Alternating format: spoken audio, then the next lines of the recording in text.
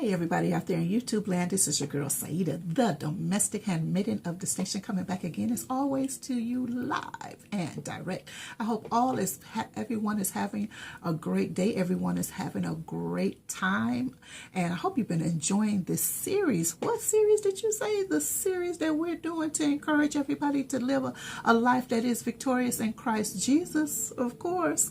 Yeah, putting planning into perspective series. We've been talking a lot about priority in this and priorities and prioritizing in this series, and this is the final subject of prioritizing for this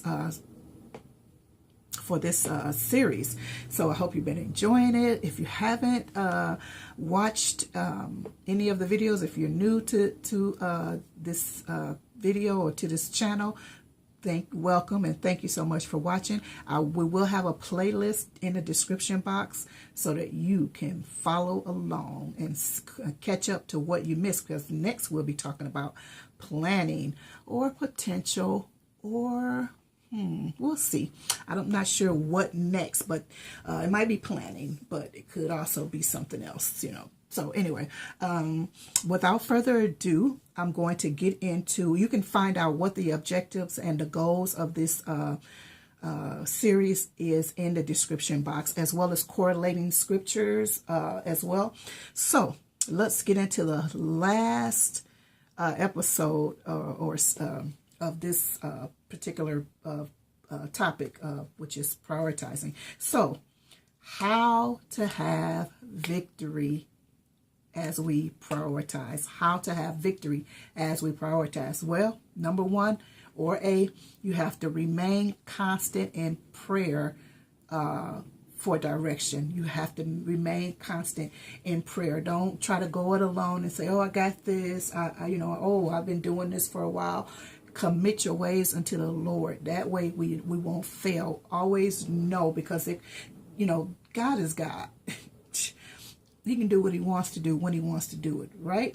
So we need to know, we have to be on his time and in his wavelength and whatever. So we need to know which way he's taking today. Yesterday we went down Locust Street. We went west on Locust, and we made a right, on Southwest Street.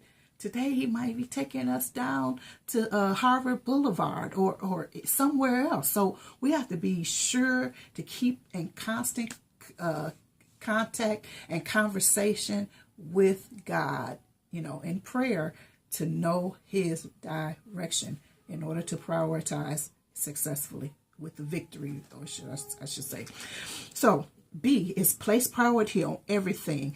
Place a priority on everything. That could be no priority at all. It could be a low priority, and it could be a high priority. But remember to place a priority on everything, because don't let anything just sweep by you, because you'll get engulfed by it and it'll take you away and it could be a time waster. So place priority on everything. Give it low, high, medium, or no priority at all.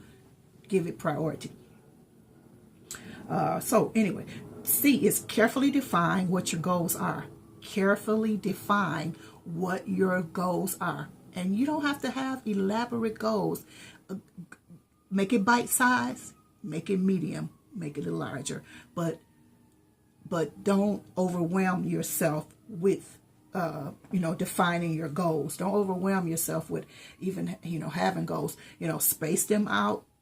Put them in on a planner or on a calendar, or write it out somewhere, so that write your plan out, so that way you can see everything, and you can plan it out the way you need to without it overwhelming you or your family members or whomever, the people you work with.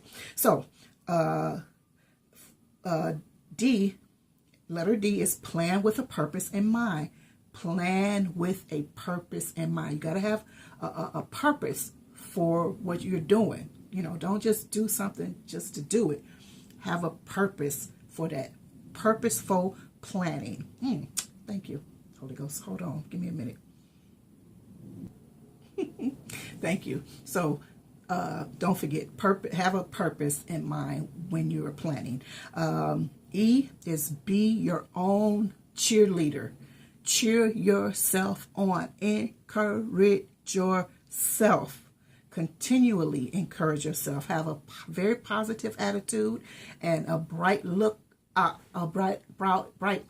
on the matter. Whatever you have planned, whatever goals you have made, have a very good outlook on them. A bright outlook, you know what I mean? And constantly cheer yourself on, constantly encourage yourself, and remain positive, and have a very, very positive attitude in what you're doing. Even if things crumble down, some of them are falling, still remain positive to that you can rebuild, or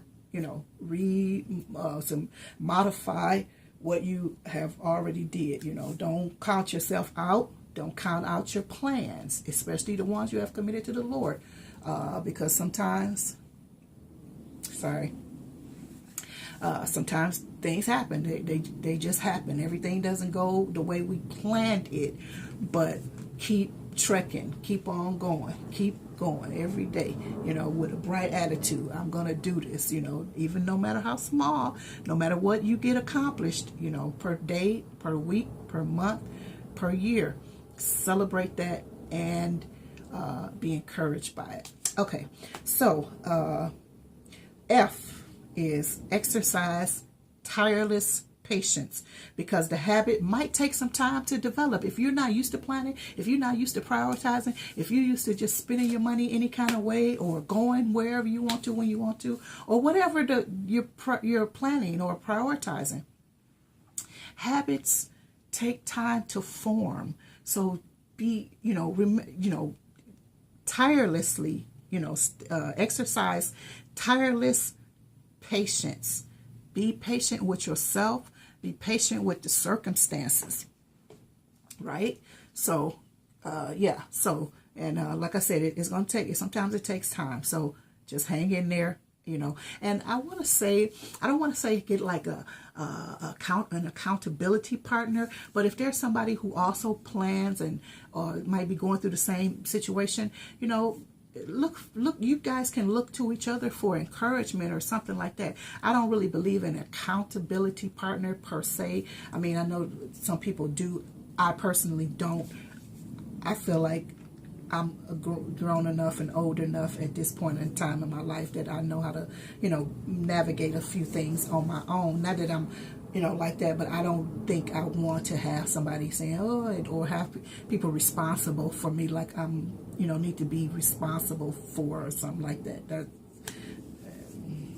God gave me everything that person has.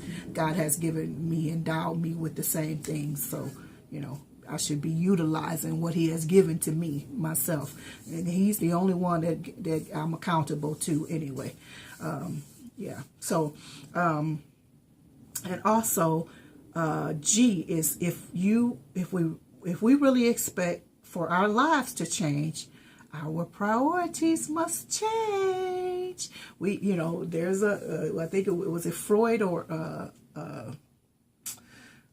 Einstein or somebody just said it's only a mad person that will keep doing the same thing over and over again and expecting different results, right? So let us, be sure that if we want our life to change, or we want whatever it is to change, our priorities also have to change. Things have to change. We just can't say we want to lose 20 pounds, but then we want to eat submarine sandwiches and cakes and pies all day and all night, and then drink it down with a diet soda. That's not going to work. We have to change our eating habits, right? And maybe our exercise or activities as well. So anyway, I think that will complete this episode with the topic of prioritizing, and I hope and pray that we all learn something, got something out of it. We'll be able to take these actionable steps, and I pray that you'll join us again for whatever is coming next. I'm not sure if it's going to be planning, the importance of planning and whatnot, or if we're going to be talking about something else, but I'll be letting you know what that is very, very soon. very, very soon, or we'll just start it up, whichever one, however the Spirit leads. But yeah, so I just thank you so much for all of your comments. Thank you so much for watching.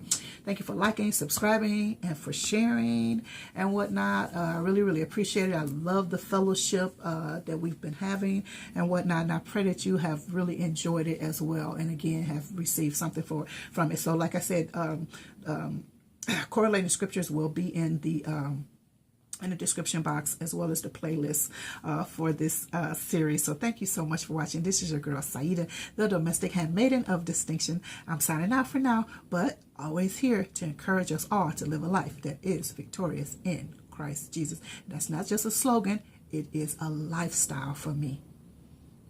It is a lifestyle for me, and it should be a lifestyle for all New Testament believers. We should live a life that is victorious in Christ Jesus, according to 1 Corinthians chapter 15. Go ahead and read that. And also, I don't know if I mentioned before that the scriptures that are in the description box are not like, I probably didn't capsulize any scriptures. I might have said just read the whole chapter, because you could do her verse, because what you could get out of that is more than what you'll get out of that bite-sized nugget. You need to have the whole contextual understanding of it. So anyway, I thank you so much for watching. That's why I have notes, because this one will ramble on forever. So anyway, thank you so much for watching. Love you. Bye-bye.